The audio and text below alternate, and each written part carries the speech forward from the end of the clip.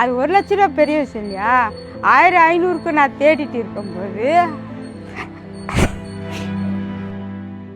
நாங்கள் எவ்வளோ கோடி வச்சுருந்தாலும் உன்ன மாதிரி மனசு வராது, நல்ல மனசுமா அவங்களுக்கு அப்படி நிறைய பேர் வாழ்த்துறாங்க.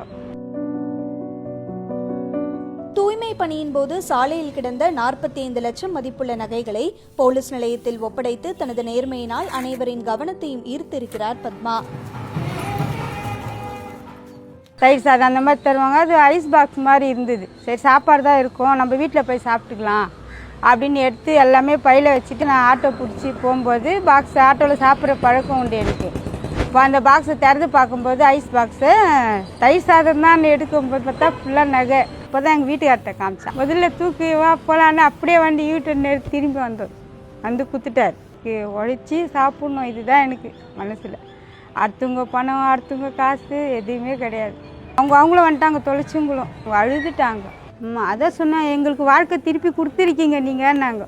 சில பேர் ஏன் கொடுத்த எடுத்துன்னு போக்குறதா நம்மளே கஷ்டப்படுறாங்க. சில பேர் அக்கா நீ கொடுத்தது நல்லது தான், இது மாதிரி சொல்கிறவங்களும் உண்டு, அது மாதிரி சொல்கிறவங்களும் உண்டு. கடிச்சா கொடுத்துட்டு போகிறோம். நான் அப்படி தான் இப்போ ரொம்ப நல்லா கவனிக்கிறாங்க. ஃபஸ்ட்டு நான் யார்கிட்டும் பேசவும் மாட்டேன், இப்போ தான் எல்லோரையும் மூஞ்சி பார்த்து பேசுகிறாங்க. பத்மா எங்கள் sincere worker, very good girl. இது வரைக்கும் அந்த மாதிரி பார்த்ததில்லை. எனக்கு அவன் சொன்ன உடனே எப்படியாவது இன்னைக்கு காலையில் பார்க்கணும் அப்படின்ட்டு வந்தேன். நான் நல்ல பொண்ணு. பத்மாவின் நேர்மையை பாராட்டும் விதமாக தமிழக முதல்வர் ஸ்டாலின் 1 லட்சத்துக்கான காசோலையை வழங்கி கௌரவித்துள்ளார்.